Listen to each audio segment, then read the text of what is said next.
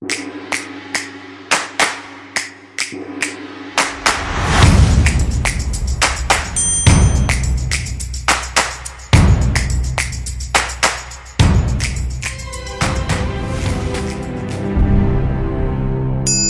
достар, Видеомейкер каналына қош келдіңіздер. Бүгін мен сіздерге Adobe Premiere Pro SS 2018 мен қалай монтаждау керек екен сабақтардың бірін үйретейін. Дәл бүгін қалай анимация жасаймыз. То есть суреттерді қозғаймыз және де кішкене музыкамен қозғап жіберуге болатындай қылып жасаймыз. Соны қалай жасайтынымызды көрсетемін. Сонымен кеттік. Premiere Pro'ны ашамыз. Қалай арнайсыз солай не істеген дұрыс. Мысалға мен сабақ ойлайын деп бастадым, сол сияқты бір тақырып қойған дұрыс. Ертең бір нәрсе өзгерту керек болса, іздегенде оңай болады. Осыны ұмытпаңыздар. Мен тек аша салдым қазір. Сонымен бірінші материалдар дайындап аламыз, бір жерге жинап. Мен дайындап қойғам заранее алдын ала. Сонымен дайындаған материалдарымызды қосамыз. Так, бізде музыка кетеді.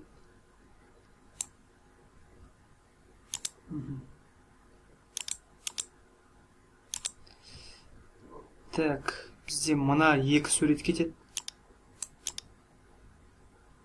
То есть біздер үй ремонттаймыз. Негізі бірінші мында лақтырып алу керек, но мен мында сала салдым. Олай салмаңыздар сіздер. Мына адам бар керек, үйді ремонттайды. То есть мына билеп жүреді. Мына жерде. Кейін көрсетейін. Және де мынау бар. Және де менің логотипім керек. Логотип салуды тоже көрші қараймыз, бүгін үйренеміз. Бірінші істеп керегінше қойып алайық. Соңына дейін қойып болады. 15 секунд. Бірден сторисқа қалай салу керек екенін көрсетіп жіберейін сізге. Мынаны артымен істеп қойын, кейін түсіндіремін. Так, бірінші біздер размерін келтіріп алайық. YouTube'тың размерімен, то есть 16:9 бен. Ол үшін бұлай мында ештеңе белгіленбеген қадағалаймыз. Сосын эпизод, настройки последовательности, файл, изменить, клип, содан кейін эпизод, настройки эпизода настраиваемыйда тұру керек. Любойында тұру мүмкін, сіз настраиваемыйға қоясыз.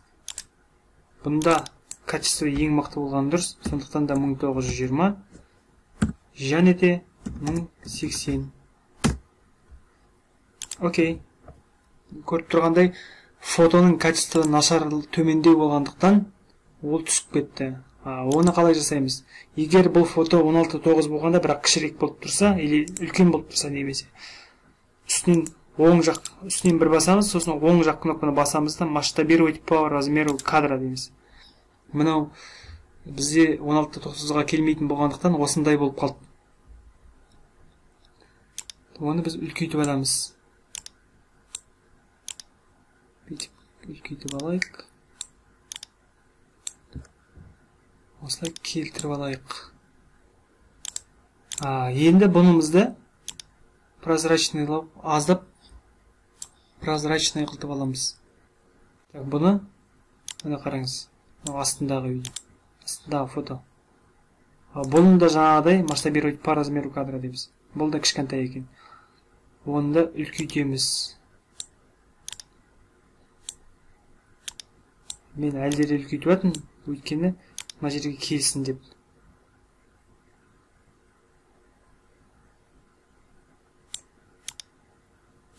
Қазір түсіндірем. Келіп тұр примерно. Және де...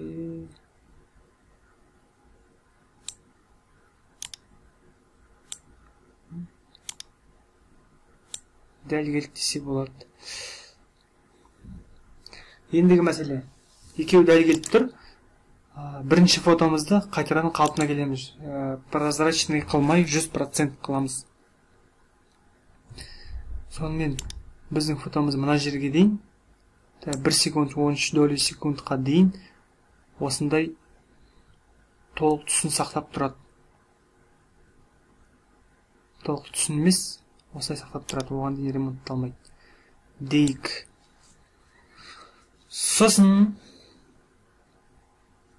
прозрачный алдық қоюға болады, бірақ бізге керек емес, бізге мына суреттің бетіп кетіп қалғаны керек. То есть осындай дұрыс емес, жаман болып тұрғаннан осылай жақсарып кеткені керек. Осы жағын, солдан оңға дейін. Ол не үшін керек екен, қазір түсіндіремін. Эффектті басып, видео переходты ашып, вытеснениені таңдап, вытесненің ішіндегі вытеснениені аламыз да, мұнда қоямыз. Шетіне қойсаңыз, міне, шетіне не істейді? Қойылады шетіне. Ең бастысы курсорды шетінде ұстап тұру керек. Сосын осындай знак шыққанша күтеміз де, керек жеріне дейін созып аламыз. Ал енді қараңыз. Бүйтіп жүргенде бұл өзгеріп кетті, көрдіңіз бе? Жақсарып кетті. Ендігі мәселе, бұл өзімен өзі жақсарып ремонтталып кетпейді ғой. Өзімен өзі жақсарып кетсе қызық емес. Бізге үстінен рабочий жүріп тұрғаны керек.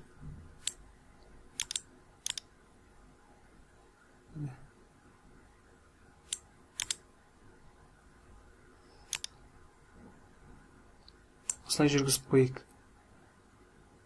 Мына жерге барса да, мұны тұрып қалып, байқадыңыз ба? Қозғалмайды. Оны қозғау үшін біз мына жерге апарамыз. Шетіне апарамыз. Сосын положениені басамыз. Мына положениені басқанда осы жерден басталады дегендей. Сосын бұның шетіне апарғанда қазір бүйтіп өткізіп жібереміз. Ал енді қараңыз, қалай болған.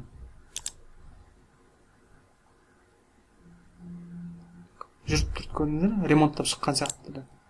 Ол пауза қоямыз. Мына жерде қалып келді екен, демек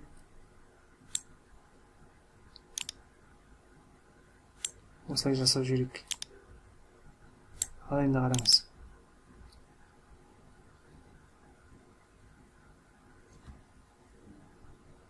Ремонттап шықты, бе? Қызық па? Ол ма? Біздер қазір былай жасаймыз, ол аз болғандай. Мына жерге шықсын. Содан кейін мына жерге түскенде оны ақырындап бүйтіп түсіреміз. Бізге оның үйде ремонттаған сияқты эффектісі керек. Валикпен катать еткендей. То есть жоғары төмен, жоғары төмен. Бұл сонда анимация болады. Мына жерге мұқият қараймыз.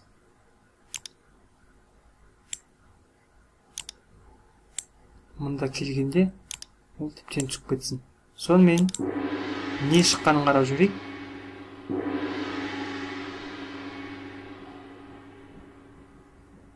Керемет па? Енді менде бір ой бар. Қазір мынау үй ремонт біткеннен кейін былай жасап жүру керек. Мен негізі былай ойлаған. Лезвиені аламыз да, кесіп да. Мен ойлаған былай жасап қоюға болады. Так, растворение, погружение в белый деп қоямыз да. Қараңыздар. Тым ұзақ екен. Мынаған аламыз.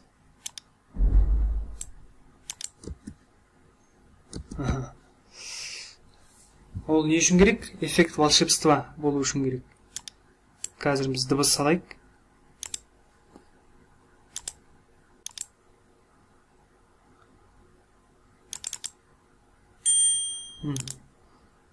Осыны аламыз. Қоямыз. Ал енді қарап жүрміз.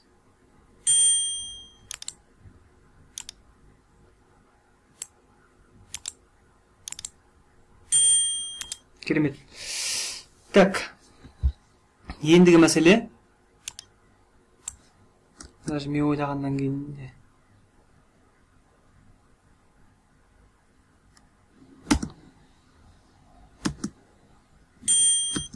Мына жерге текст қосып қоюға бар. Тексттің атында да дұрыстап жазған дұрыс.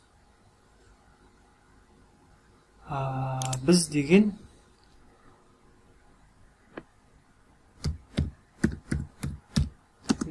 ремонт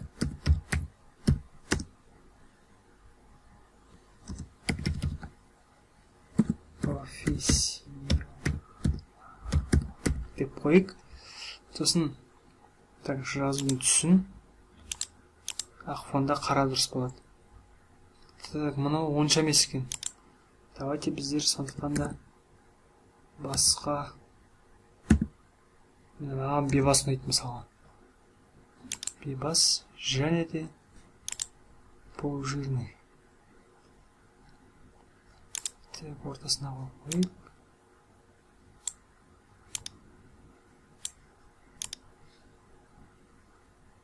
Дәл ортасына қоямыз. Аққа көк жақсы болады, сондықтан давайте көкті алайық. Керемет. Керемет.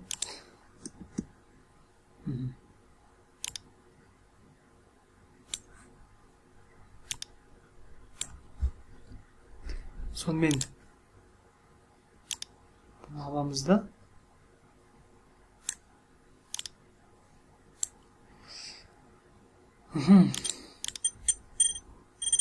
Қараңыз.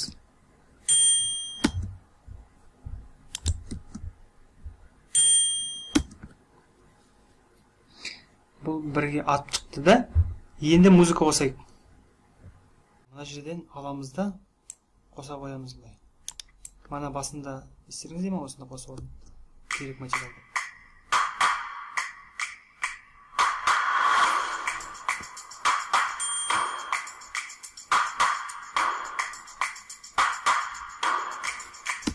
Жарайды, бүгінше осы мынаны бүйтіп кесіп, осылай алып келгенде автоматически міне шығып көріп тұрғаныңыздай воронка тұр, сызықшалар тұр.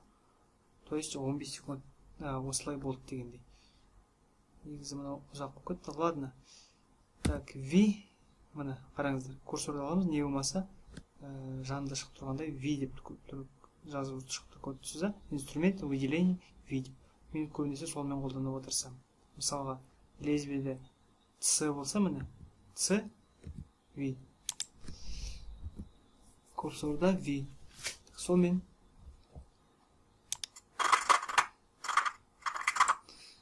бүгінше осы, келесі шығатын видео, мына жазуды билетіп қоям под музыку. Музыкаға сәйкес қозғалып тұрады. Мынаны былай жасаймыз. Негізі мынаны қысқартып, осыдан кейін тіркел, жазыл, не болмаса свайп жаса деген болатын шығар, скорее всего. Ну, давайте соңына дейін қойып, басқаша қоярмыз. Все, рахмет, сау болыңыздар.